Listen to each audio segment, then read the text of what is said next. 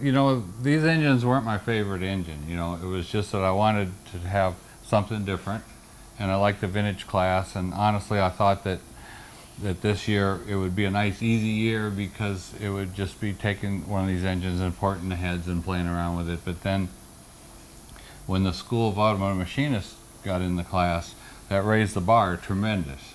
You know, and really the way I understood it, they got in the class because they wanted to kind of race against us, which I mean, that's great. I mean, I mean, a lot of people would shy away from it. No, that was great, and so, but it raised the work level. I knew that they're working, and there's a lot of security leaks in both shops, and people are talking, you know, and all the people from the school, and you know, we know what they're doing, they know what we're doing and stuff, you know, and about 10 minutes after you run the dyno, they probably know what kind of power we made. You know, it's one of those deals, but it was pretty. I mean, I'm not discounting the other guys with the engines, but they were building real vintage engines that didn't have a lot of, you know, things changed on them. So that, you know, I mean, they're not going to be as good because these are 2015 parts. And you used an intake manifold off of. Well, that was one of my cheaper things. It's a Chevy manifold. It's a Edelbrock Street Tonerama. It does almost nothing done to it.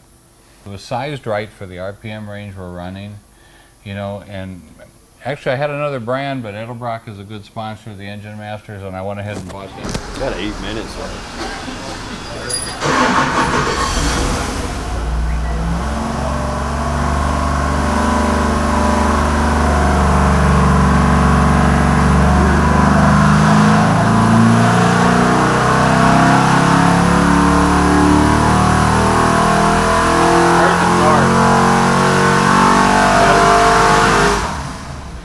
No, the peak torque was a little worse, but it was better about 3,000.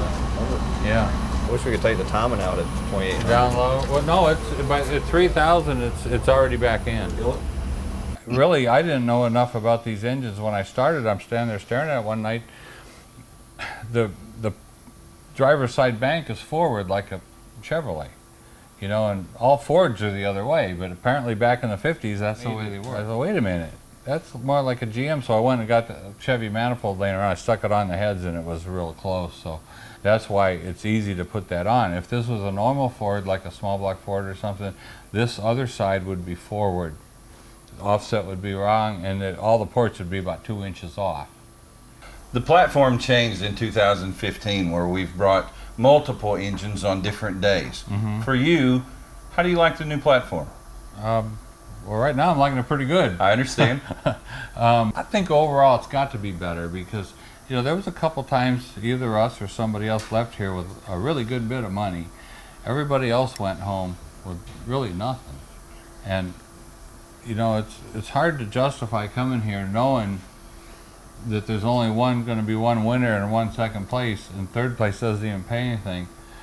You know, some guys have a hard time selling that to other people in their family even. You know, it's like you're doing all this work, you're going to this thing, you have no chance of bringing home any money, even though it's fun for them. I mean, right now, you've got, you know, 5 winners, 5 runner-ups. We've got what I'm really looking forward to is tomorrow, because it's the big block thing. There's no winners, previous winners in it. Oh, that's right. Tomorrow there is no previous So tomorrow winners. you're going to have a new winner and a new runner-up that has never been in the money. It's going to be fun.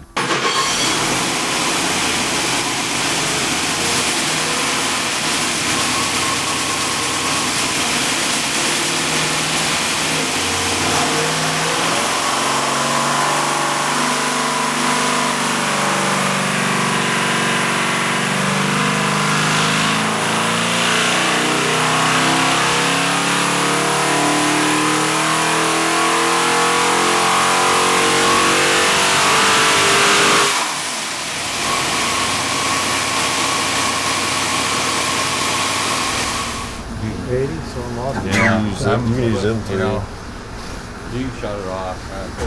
There's no reason to beat on that thing anymore.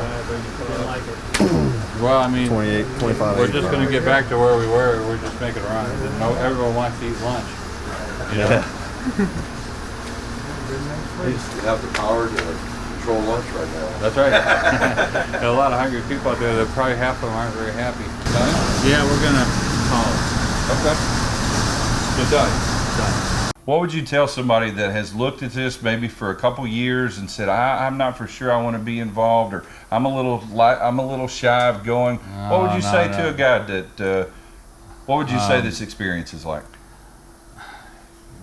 Well, you work on it all year, you know, and it is a lot of work, but think about this now with Hot Rod Magazine covering it. If you're just a part-time, not really even an engine builder, you're just a part-time tuner and hot rodder and stuff, you can build an engine, come here, even if you don't win, you're going to be in the world's biggest automotive publication.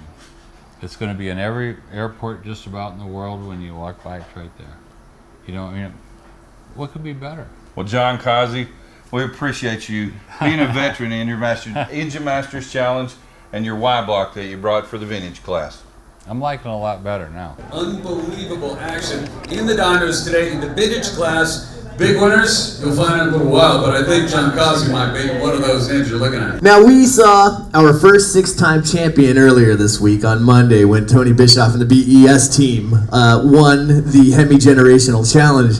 And today, we are seeing our next 6-time champion. So that means the grudge match is still on. Come on up here, John Kaase and team, the winners of the 2015 Engine Masters Challenge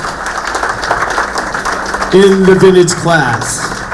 Congratulations, John. What was the key part of this Y block that made it a good potential build for the vintage class? Well, really, the big thing, Steve, is it starts out with an aftermarket aluminum head, and that's just huge because I know that the troubles that the school went through with their iron heads, you know, they just don't weld well and stuff. So, you know, a good aftermarket aluminum head is almost essential. So the rest of it really doesn't matter a whole lot. I mean, I went through more expensive welding rod than the heads cost. You know? That's pretty good. I mean, I put 10 pounds of welding rod in those heads. So basically, you pretty much turned it into a small block Chevy head. You know, there's going to be a lot of people say that, Steve, but really, the small block Chevy is about maybe the 4th or 5th engine that started to look like that.